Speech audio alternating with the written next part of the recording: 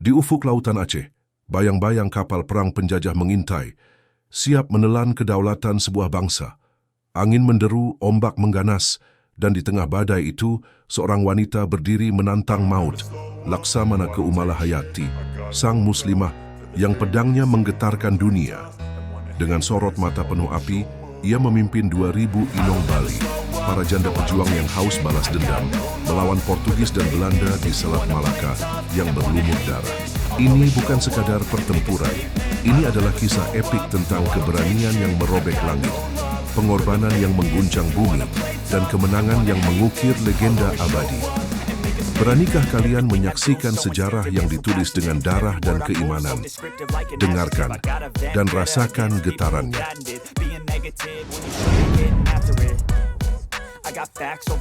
Abad ke-16, Kesultanan Aceh berdiri megah sebagai benteng Islam dan jantung perdagangan Asia Tenggara. Namun bayang gelap penjajahan mengancam. Portugis dengan meriam dan keserakahan bersama Belanda yang licik mengarahkan taring mereka ke Selat Malaka. Di tengah lautan yang bergolak, Aceh terpojok, hanya keberanian sejati yang bisa menyelamatkannya.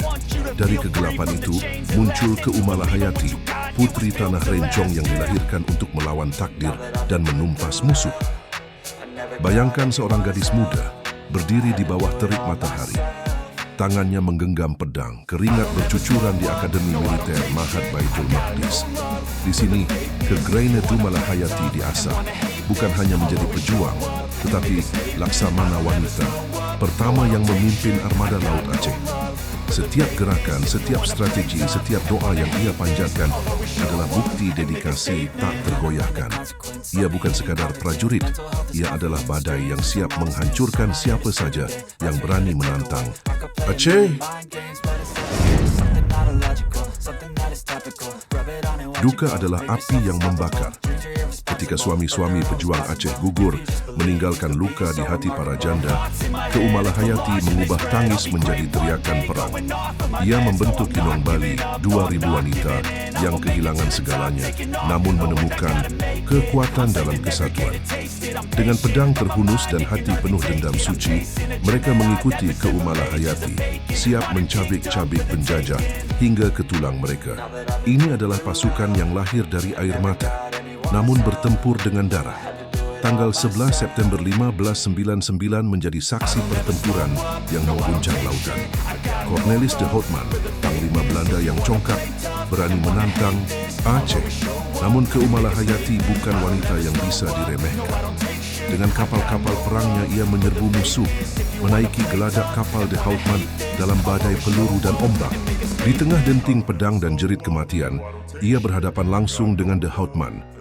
1 lawan 1, mata bertemu mata, pedang bertemu pedang. Dengan satu tebasan maut, ia merobohkan musuhnya, darah penjajah membasahi dek, dan nama Aceh bergema di seluruh dunia. Kemenangan ini bukan sekadar pertempuran, ini adalah pukulan telak yang membuat penjajah gemetar ketakutan.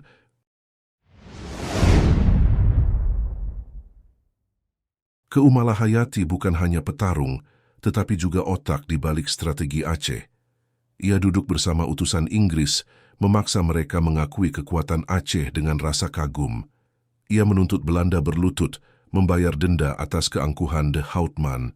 Bayangkan, seorang wanita dari Aceh, berdiri tegak di hadapan kekuatan Eropa, pedang di sisi dan kecerdasan di pikiran, mengendalikan permainan diplomasi dengan tangan besi.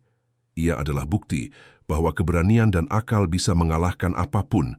Tahun 1606, di Teluk Krueng Raya, pertempuran melawan Portugis menjadi panggung terakhir Keumalahayati. Dengan keberanian yang tak pernah padam, ia memimpin pasukannya hingga napas terakhir, gugur sebagai syahidah di medan perang. Darahnya meresap ke bumi Aceh, tetapi jiwanya hidup selamanya. Diganugerahi gelar pahlawan nasional pada 2007, belas dan diakui UNESCO, Keumalahayati adalah mercusuar bagi muslimah dan pejuang di seluruh dunia, simbol bahwa perlawanan adalah warisan yang tak pernah mati. Saudara-saudara, kisah Keumalahayati adalah gemuruh yang memanggil kita semua. Ia membuktikan bahwa keimanan dan keberanian bisa mengalahkan segala bentuk penindasan. Jika darah kalian mendidih mendengar perjuangannya, dukung channel Kesatria Muslim dengan like, share, dan subscribe sekarang. Tulis di kolom komentar. Apa yang membuat kalian takjub dari kisah ini? Hidupkan lonceng notifikasi dan mari kita kobarkan semangat juang untuk Islam dan keadilan. Wassalamualaikum warahmatullahi wabarakatuh.